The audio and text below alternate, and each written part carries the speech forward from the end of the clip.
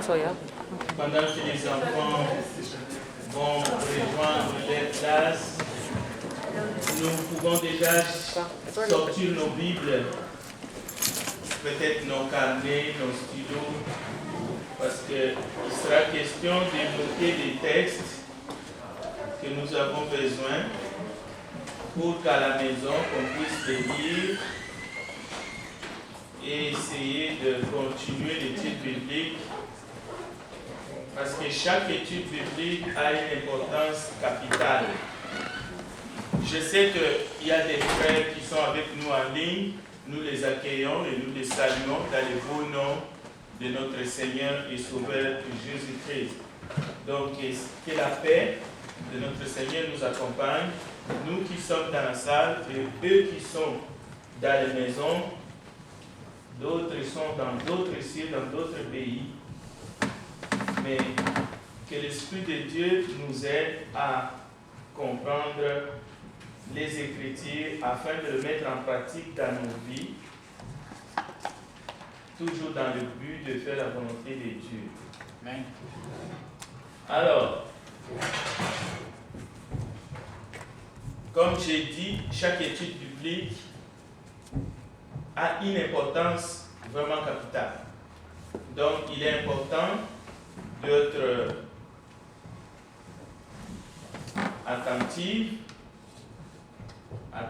attentif pour essayer de comprendre ce que l'Esprit de Dieu veut nous enseigner. La Bible, parole de Dieu, si nous l'étudions,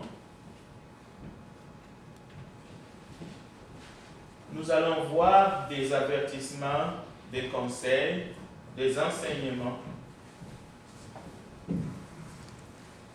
Il y a des choses que la parole nous demande de mettre en pratique dans nos vies pour plaire à Dieu. Mais nous allons voir aujourd'hui que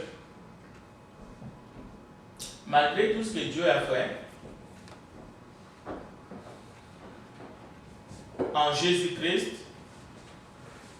lui qui, avec son sang précieux, il a payé le prix de notre rédemption, afin que nos péchés soient pardonnés. Satan et ses démons ont créé plusieurs doctrines. Ils ont créé plusieurs enseignements, on peut les dire comme ça, qui amènent les êtres humains à se glorifier. L'être humain se glorifie. Et lorsque l'être humain se glorifie, parce qu'il pratique des œuvres qui sont tout à fait bonnes, cela mène en enfer. Cela ne peut pas mener. C'est-à-dire qu'il y a des œuvres bonnes,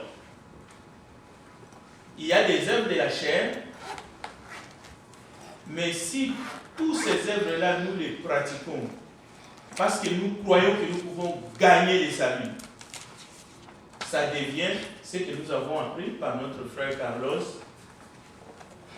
quelque chose de souillé.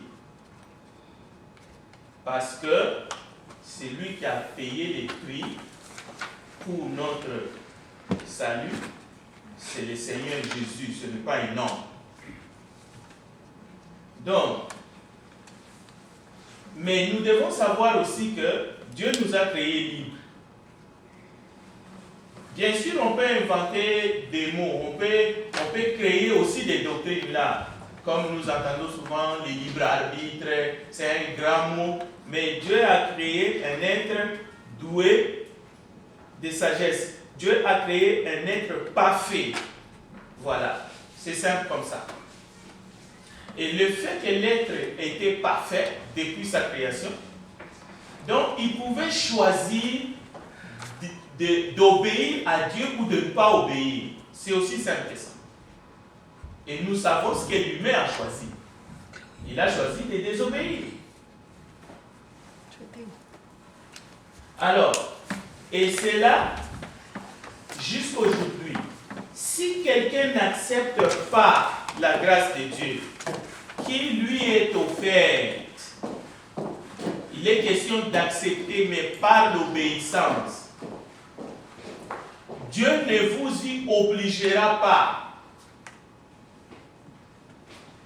Dieu n'a jamais obligé un être humain d'accepter les dons de Dieu pour l'humanité, donc sa grâce qui est en Jésus. Comme il n'a pas obligé Adam et Ève de faire sa volonté dans le jardin d'Éden, malgré sa toute-puissance. Mais si quelqu'un se repent et obéit à l'évangile de Christ, alors ses péchés seront pardonnés. Il n'y a pas d'autre possibilité, il n'y a pas d'autre moyen. C'est pour cela que le thème de ce matin, c'est le pardon des péchés. Nous allons voir qu'est-ce que l'Écriture nous enseigne. Je dis bien l'Écriture, les textes. Cela veut dire, si ce n'est pas écrit, je ne parlerai pas. Si l'idée que vous avez, vous ne pouvez pas aller trouver un texte qui le dit, c'est mieux de garder silence. C'est mieux de garder silence parce qu'on ne peut pas enseigner autre chose que l'Écriture. Même si vous pouvez déduire à travers ce qui est écrit, parce que vous déduisez, c'est une déduction, gardez silence. Il faut que ça soit écrit. C'est pour cela que Dieu a écrit, Moïse a écrit, Paul a écrit, Pierre a écrit. Sinon, la doctrine sera sans fin. Je peux lire, j'explique, je déduis, j'extrapole, mais pour que vous mettez en pratique dans votre vie, il faut que ça soit écrit. C'est la seule façon de vérifier si c'est conforme à la doctrine de Jésus ou non. La Bible déconseille fortement les humains de vouloir faire ce qui est bien,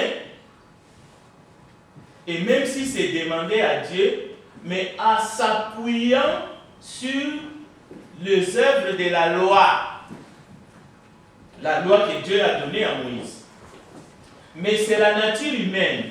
Vous savez pourquoi la nature humaine va tout de suite vers la loi? C'est l'autosatisfaction.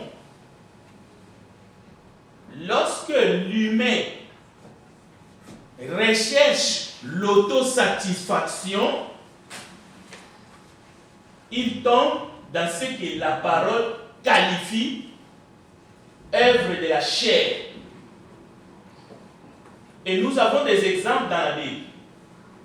Jésus dit de ne pas imiter ceux qui donnent. Par exemple, ce matin nous allons donner à la collecte. Jésus dit, n'imitez pas ceux qui donnent en sonnant la cloche. Qu'est-ce qu'il recherche? La gloire des hommes, l'autosatisfaction. Jésus dit, n'imitez pas ceux qui prient sur la place publique. Ils prient, c'est vrai, mais sur la place publique pour être vus des hommes. N'imitez pas ceux qui s'habillent pour se faire voir que j'ai porté de beaux habits. Ceux qui aiment les premières places, les premiers sièges.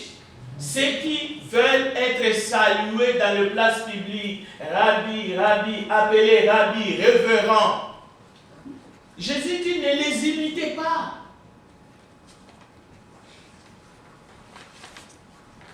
Donc, le pardon et l'amour, je prends juste ces deux exemples, ainsi que tous les autres œuvres de grâce. Quand nous disons les œuvres de grâce, ce sont des œuvres que Dieu a préparées en avance pour que ceux qui sont sauvés, ceux qui ont obéi à l'évangile le pratiquent. Donc, toutes ces œuvres de grâce, le pardon et l'amour, sont faites, au nom de Jésus. Par exemple, Jésus dit, pardonnez comme je vous ai pardonné. Aimez comme je vous ai aimé. Ce sont des œuvres de la grâce, ce ne sont pas des œuvres de la loi. Maintenant, si quelqu'un pardonne à son propre nom et qu'il commence à se vanter, ça devient une œuvre de la chair, c'est une œuvre de la loi. Si quelqu'un aime et commence à dire, moi je suis quelqu'un qui aime, moi j'aime tout le monde, et il commence à en parler, lui, il aime tout le monde, il ne fait pas de différence avec les gens, il veut se faire voir, ça devient une œuvre de la chair, il cherche la gloire qui vient des hommes. C'est un pharisien. Parce que l'Écriture nous dit, nous grandissons dans cette œuvre-là qui est l'amour. Nous grandissons dans tout, même dans l'humilité. Dès que vous entendez quelqu'un qui commence à dire, moi je suis quelqu'un de humble, il est en train de glisser. Ce n'est plus l'œuvre que Jésus a préparée pour que nous pratiquions. Il est en train de tomber comme les pharisiens. C'est un pharisien, au fait.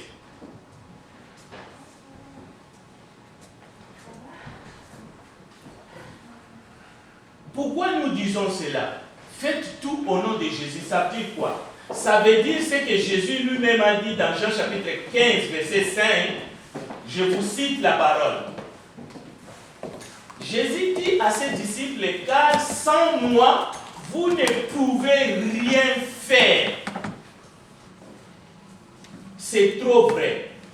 C'est tout à fait vrai.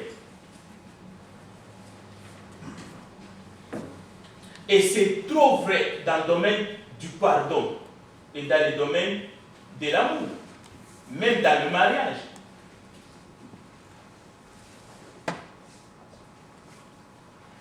Nous sommes incapables de pardonner.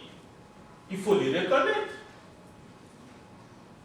Nous sommes incapables d'aimer comme Jésus a aimé. Il faut le reconnaître. Nous sommes incapables d'être humbles de nature.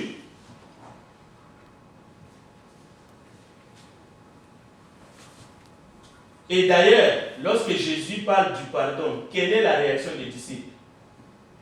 La réaction des disciples est simple. Seigneur, augmente-nous la foi. Pourquoi est-ce que vous pensez que ça serait différent pour nous? Lorsque Jésus parle de l'amour et il touche la question du divorce, quelle est la réaction des disciples qui sont dans les derniers carrés de Jésus? Seigneur, si c'est ça la condition d'un homme, il n'est pas bon pour un homme de se marier. Mais aujourd'hui, vous allez trouver des gens qui essaient de se vanter sur ces questions-là.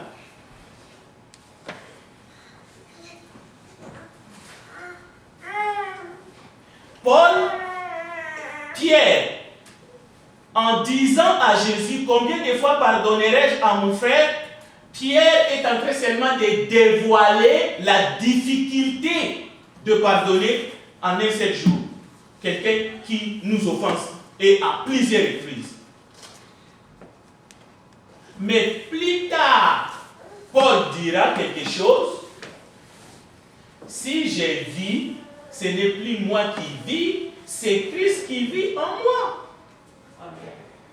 Cela veut dire que pour ceux qui sont en Christ, et parce que Christ vit en eux, cela veut dire avec la force de Christ, Christ pardonne en nous. Il nous aide. Sans lui, de nature, on serait incapable de nous-mêmes. C'est ça qu'il faut comprendre. Cela veut dire quoi? Cela veut dire que fini des propos tels que moi, je ne me venge pas, ou bien moi, je pardonne tout le monde. Fini des choses comme ça.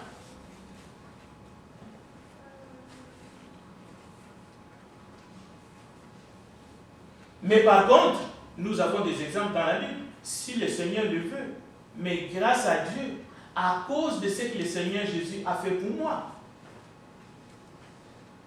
je laisse tomber.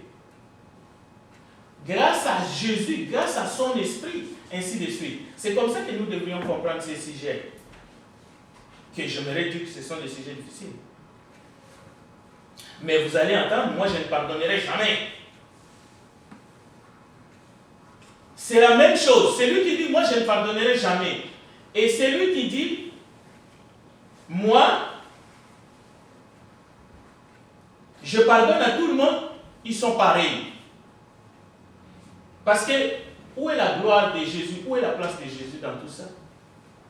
Ou bien c'est lui qui dit, moi je pardonnerai si tu fais ceci ou tu fais cela. C'est aussi grave. Mais le Christ en nous, en communion avec le Seigneur Jésus, il nous demande de collaborer avec lui. Mais il nous dit aussi, cessez de vous glorifier. En Christ, nous avons des œuvres que Dieu a préparées en avance pour que nous les pratiquions. Cela veut dire qu'il y a un rapport entre le pardon que Jésus nous a offert à la croix par sa mort et ce qu'il nous demande de faire par rapport à notre prochain.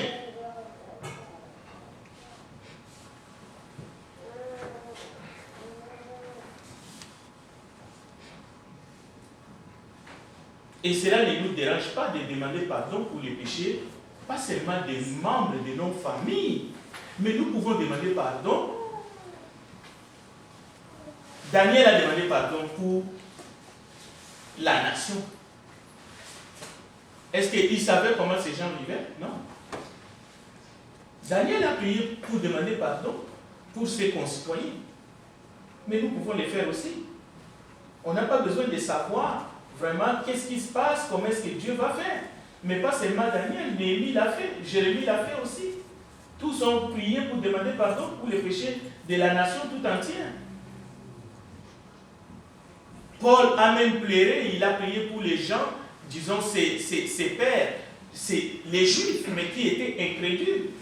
Il a même dit, si je pouvais, que moi je me perde, mais qu'ils puissent accepter l'évangile. Nous pouvons faire ces prières. Mais attention.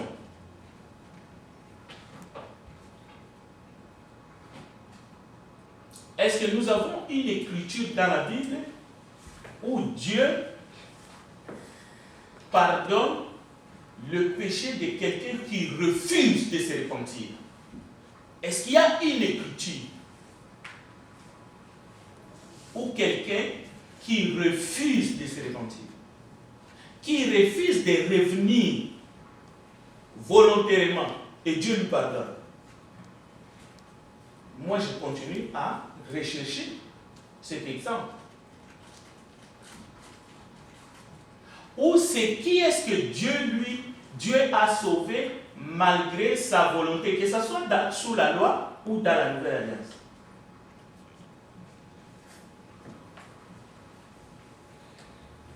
J'aimerais dire ici aussi qu'il faut faire attention avec ces sujets du pardon. Parce que on peut encourager quelqu'un de s'approcher de Dieu, de se repentir ou de reconnaître qu'il a offensé quelqu'un. Mais il ne faut pas l'exiger. La même chose, Dieu n'impose sa grâce à personne. Vous savez que forcer quelqu'un à présenter des excuses est condamnable même par la loi civile. C'est une forme d'humiliation. Cela veut dire, c'est bien que quelqu'un présente des excuses, c'est bien que quelqu'un reconnaisse ses torts, mais il faut que ça vienne de lui. Il faut que ça se fasse volontairement. Il faut qu'il reconnaisse lui-même. Et nous avons des exemples. Jésus guérit 10 lépreux, mais un seul est reconnaissant. Est-ce que les 9, ils sont redevenus lépreux? Non. Il y a un seul qui était reconnaissant, qui est revenu. En plus, c'était un étranger. Mais Jésus ne s'en prend pas au rien. Bref, En Jésus, nous sommes pardonnés sans limite, sans condition, parce que nous étions morts dans nos péchés. Nos dettes, appelez-les comme nous voulons, nos péchés, notre complicité avec le mal a été clouée à la croix. La dette a été payée par son sang. C'est ça la grâce, c'est ça le pardon. Mais il faut que nous nous repentons. Il faut que, pour que ce pardon puisse avoir un effet, on peut même dire un effet de guérison. Parce qu'il est écrit, pardonnez-vous les uns les autres afin que vous soyez guéris. Mais on peut appeler ça aussi effet du salut. Il faut que, sauf dans les cas des bébés, ou oui, des enfants qui n'ont pas atteint l'âge de la raison, ça c'est une autre affaire. Parce que Dieu est tellement grand, son amour est infini, qui touche de génération en génération, et Dieu sait faire les choses bien. Mais écoutez, Dieu est Dieu, et nous, lui, c'est le Créateur. Mais nous sommes les créatures.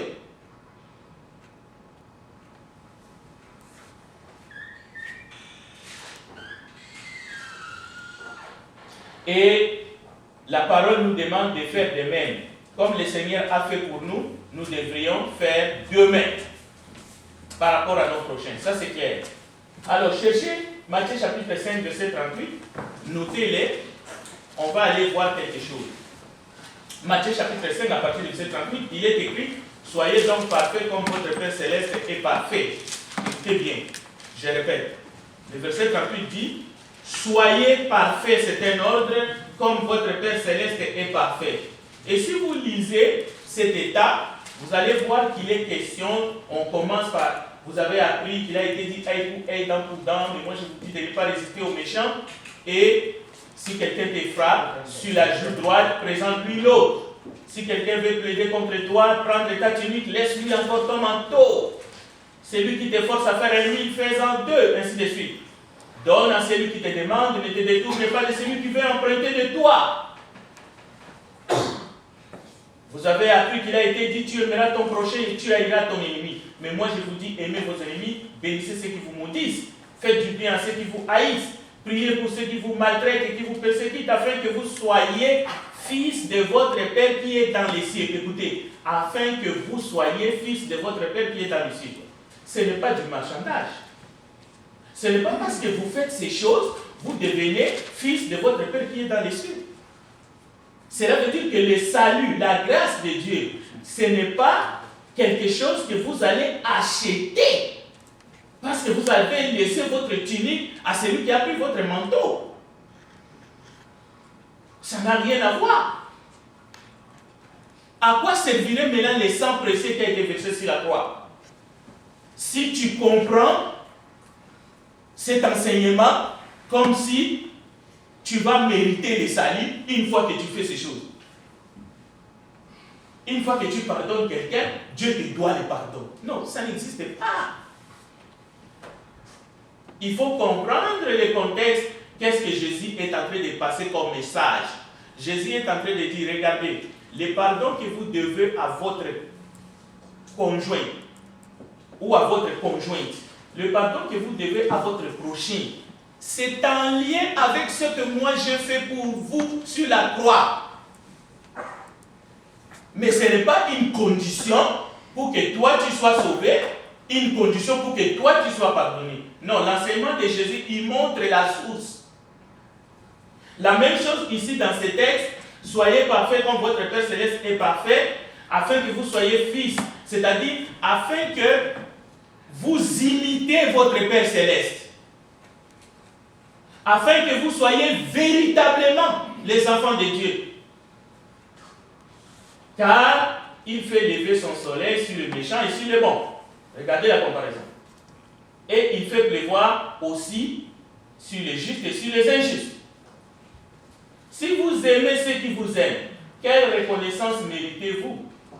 Les publicains aussi n'agissent pas de même. Et si vous saluez seulement vos frères, que faites-vous d'extraordinaire? Les païens aussi n'agissent pas de même. Soyez parfaits comme votre Père Céleste est parfait. Écoutez, si parce que vous avez pardonné quelqu'un, vous avez droit au pardon de Dieu et au salut, pourquoi est-ce que le païen qui pardonne le païen, lui n'a pas de droit maintenant? Si vous pensez que parce que vous saluez le chrétien, alléluia, amen, et puis là, vous avez des droits, vous avez maintenant, vous devez mériter quelque chose, pourquoi est-ce que le publicain qui fait la même chose, parce que lui, il salue aussi le publicain, lui, il ne mérite rien, il ne mérite pas les siens?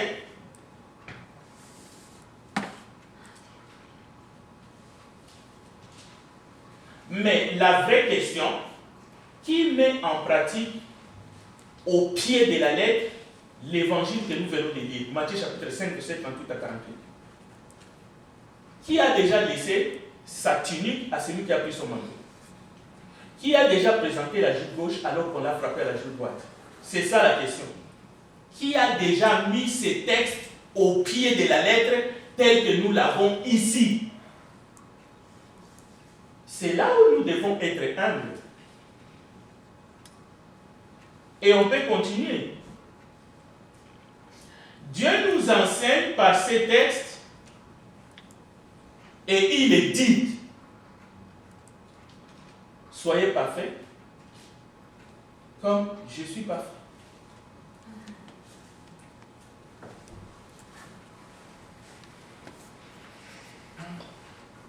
Mais n'est-ce pas, nous tendons toujours vers ce qui est parfait,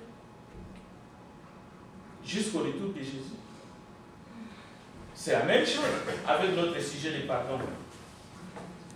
Mais il y a des avertissements que je vous donne des références. Deutéronome chapitre 4, verset 1 à 10, Apocalypse 22, 18 à 20, il est écrit qu'il ne faut pas ajouter, qu'il ne faut pas retrancher non plus.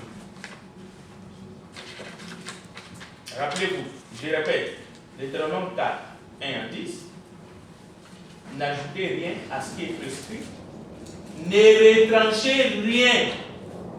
Apocalypse chapitre 22. Si vous retranchez, vous serez retranché. Et celui qui sera retranché, c'est celui qui est dedans. C'est celui qui enseigne. C'est celui qui est sauvé, qui vient avec un enseignement et il retranche dans la parole de Dieu et il va perdre son salut. Il est en perte lors du jugement de Dieu. Alors, deuxième texte, notez-les. Luc 6, verset 27 à 28. Je vais juste lire les thèmes de cette section. Soyez miséricordieux comme votre Père est miséricordieux. Écoutez bien, parce que le sujet, c'est le pardon. Dieu des cieux vient de te dire, soyez parfaits. La même chose, le Dieu des cieux est en train de nous dire, soyez miséricordieux comme lui est miséricordieux. Luc chapitre 6, verset 27 à 28. C'est presque le même texte. Avec Matthieu. Et vers la fin de Luc 6, 27 à 38, écoutez bien. Soyez miséricordieux comme votre Père est miséricordieux, ne jugez pas. Et vous ne serez pas jugés. Ne condamnez pas, et vous ne serez pas condamnés. Pardonnez, et vous serez pardonnés. Donnez, et l'on vous donnera. C'est une mesure bien pleine, tassée, secouée, débordante qui sera versée dans le pan de votre vêtement.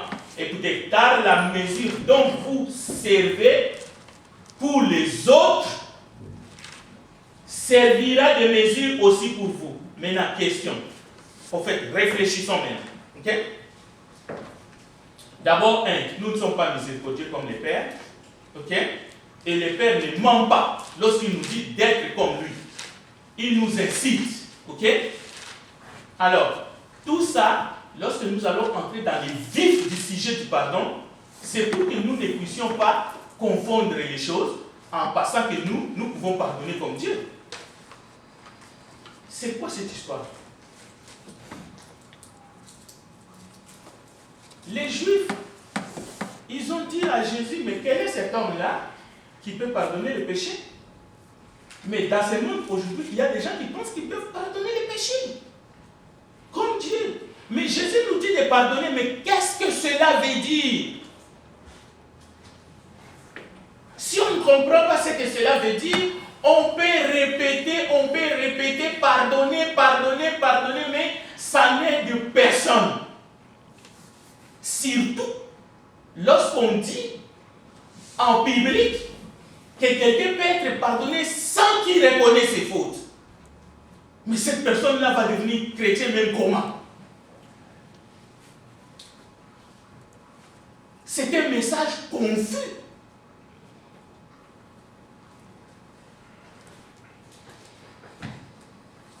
Maintenant, par rapport à Luc chapitre 6, versets 27 à 38, posez-vous la question suivante. Dieu nous demande d'être aimables les uns les autres. Dieu nous demande de laisser notre tunique à celui qui a pris notre manteau déjà. Dieu nous demande de laisser, d'emprunter, de donner à crédit. Dieu nous dit de ne pas condamner, de ne pas juger. Qui n'a pas jugé Donald Trump? Il y a des gens qui dormaient, qui voulaient juste qu'il sorte, qu'il ne soit plus président, comme s'il était président ici au Québec. D'après toute l'évaluation, il n'y a pas un pays, une région où on haïssait Donald Trump qu'ici au Québec. Qui ne l'a pas jugé, qui ne l'a pas condamné. On l'a chassé même dans les réseaux sociaux. Je ne le défends pas, mais je vous montre comment est-ce que l'humain peut être menteur. Mais Dieu est en train de nous dire ici, ne jugez pas, ne condamnez pas. Donnez à crédit. C'est qui donne à crédit? Quel est le commerçant qui peut accepter que quelqu'un rentre là-bas et lui donne un crédit? Qui? Mais il va tomber en faillite.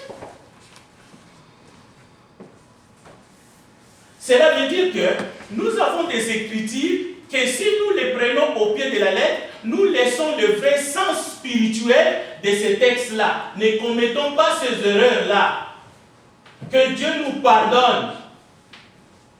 Dieu veut que nous soyons miséricordieux comme il est miséricordieux. Il sait que nous sommes des créatures. Nous ne sommes pas comme lui. Mais sa miséricorde dira toujours, et nous devons toujours être prêts à pardonner. Mais l'enseignement, pour quiconque veut bénéficier de la grâce de Dieu, il doit se repentir. Jean-Baptiste a prêché ça, Jésus a prêché ça, Paul a prêché ça. C'est ça le message. Ce que nos enfants ont besoin de savoir, c'est qu'ils doivent reconnaître leur tort pour qu'ils se sentent bien.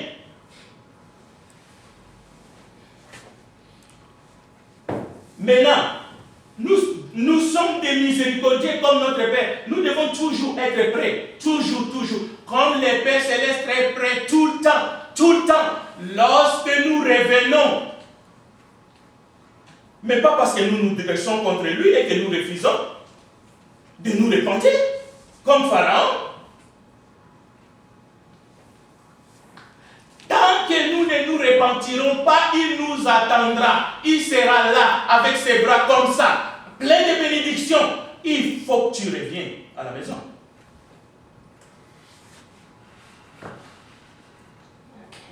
Mais quand nous allons lire des textes beaucoup plus précis, vous allez voir beaucoup de choses. Les gens l'ont ajouté juste dans leur texte. Ce n'est pas écrit. Jésus dit qu'il faut pardonner comme le Père nous a pardonné. Mais Jésus ne parle pas de celui qui refuse de pardonner. Ça n'existe pas. Nulle part. Et le frère a raison. Nulle part Jésus parle de celui qui refuse de se repentir. Celui qui refuse de se repentir, le message de Dieu depuis l'ancienne alliance jusque dans la nouvelle alliance, il faut que tu reviennes. Il faut que tu te repentes. Et même le message, si tu ne te repens pas, tu vas mourir. Et d'ailleurs, ce n'est même pas seulement la repentance, parce qu'il ne faut pas insister sur un point. Il faut que tu te repentes. Il faut que tu confesses Jésus. Et tout cela, c'est valide dans notre relation entre Dieu et nous. mais aussi dans notre relation les uns les autres. Mais il ne faut pas revendiquer que quelqu'un se répand, que quelqu'un change de direction. Tu ne peux pas revendiquer ça. Qu'il vient pas, ce n'est pas ton problème. Mais toi, tu es disponible à pardonner et surtout ne garde pas rancune. Parce que tu vas souffrir. Mais ne donne pas une fausse promesse à celui qui refuse de se repentir, qu'il sera intact, qui pourrait être pardonné et qui pourrait bénéficier de quoi que ce soit. Il rate tout.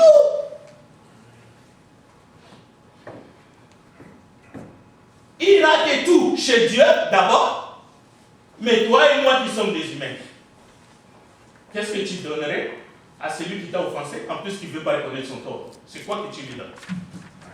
Parce qu'il ne recevra rien de la part de Dieu. Écoutez, Jésus savait qui croyait, qui ne croyait pas. Jésus pouvait voir dans le cœur. Mais nous ne voyons pas. Mais ici, nous insistons sur ces points parce que qu'est-ce que nous enseignons? Chacun a son caractère. Ok? Chacun vit une vie, que ce soit familial et tout, et nous sommes chrétiens. Mais ici, nous prêchons les Écritures. Mais vous devez vivre les Écritures et prêcher les Écritures aussi. C'est ça.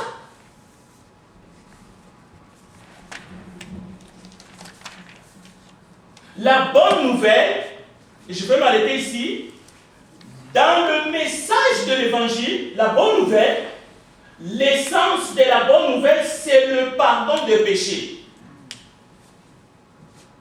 Et Dieu veut que tous les hommes soient sauvés. 1 Timothée chapitre 2, verset 4. Et la Bible dit quoi? Il y a de la joie dans les ciels pour un seul pécheur qui fait quoi? Qui se répand. Que 99 qui n'ont pas besoin de repentir. Luc chapitre 15, verset 7.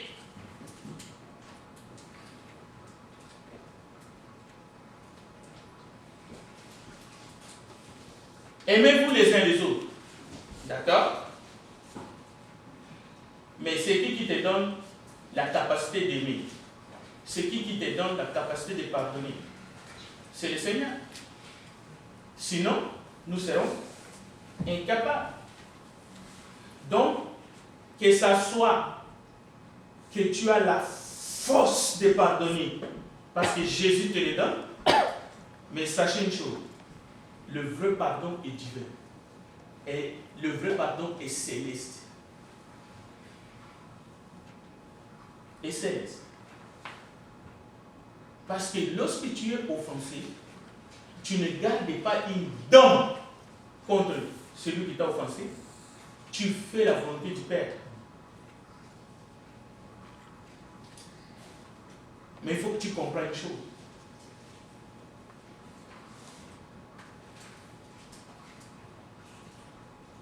Que Dieu ne regarde pas seulement que la relation entre toi et l'offenseur revienne comme avant. Au contraire, tu devrais être même prudent. Parce qu'il y a des personnes qui ne reconnaissent pas. Mais la volonté de Dieu, c'est que l'âme, toute âme, puisse être sauvée, mais par la grâce de Christ. Mais cette grâce-là, aucun ne le recevra s'il ne se répand pas. Ok? Alors c'est quoi le message de l'Église? C'est quoi que l'Église enseigne? Pierre l'a déjà prêché en Actes chapitre 2, verset. Il a commencé par quoi? Repentez-vous. Soyez baptisés pour le pardon de vos péchés. Et vous aurez les dons du Saint-Esprit. Ça s'arrête là, c'est pas compliqué. L'évangile est simple. Nous allons continuer très prochainement. Je vais m'arrêter ici, chers bien-aimés. J'espère que c'est un sujet capital. Je ne peux pas avancer trop vite, mais on a 2-3 minutes. Je veux peut-être commencer mercredi, peut-être par laisser un moment, même avant l'enseignement, pour ceux qui auront des questions. qu'il puisse l'épouser. Mais, je rappelle, la grâce de Dieu, le pardon, parce que le dimanche qui va venir, nous allons parler de la grâce, d'une manière que l'Esprit va nous guider, mais ce sujet du pardon entre les humains, mais aussi le pardon que nous avons reçu de Dieu, parce qu'il y a un lien entre les deux, devrait véritablement être un sujet compris dans l'assemblée des saints. Que Dieu bénisse sa parole. Prions ensemble. Nous te bénissons, tendre Père, parce que tu es vivant. Nous implorons ta grâce. Ta présence nous fortifie. Aide-nous non seulement à être des porteurs de ce message, mais à vivre ce pardon dans nos vies, parce que tu nous l'as donné, nous ne l'avons pas mérité. Fais que nous puissions être capables de transmettre cette miséricorde à ceux que tu mettras devant nous, devant notre chemin, car tu es bon et ta miséricorde dira toujours. Nous te le demandons, Père, au nom de Jésus-Christ, notre Seigneur. Amen. Amen.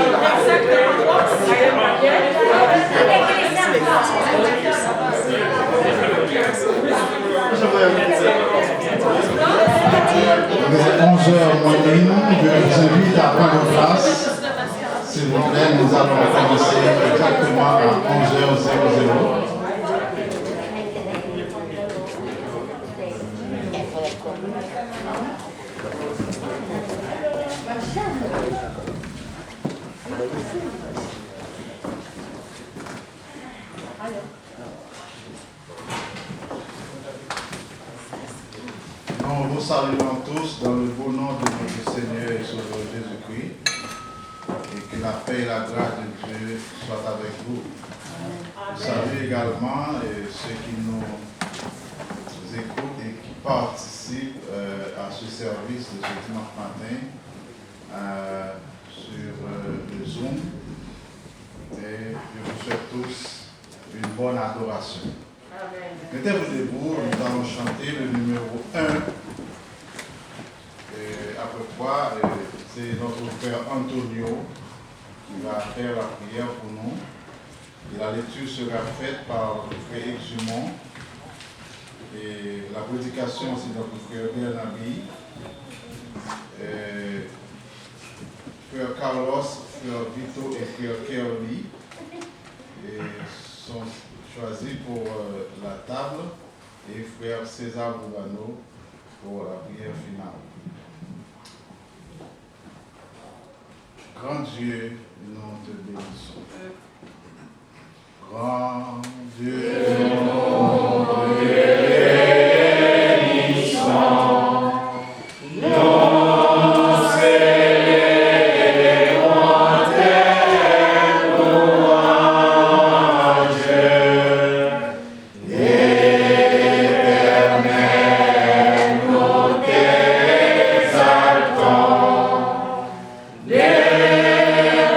Concert avec les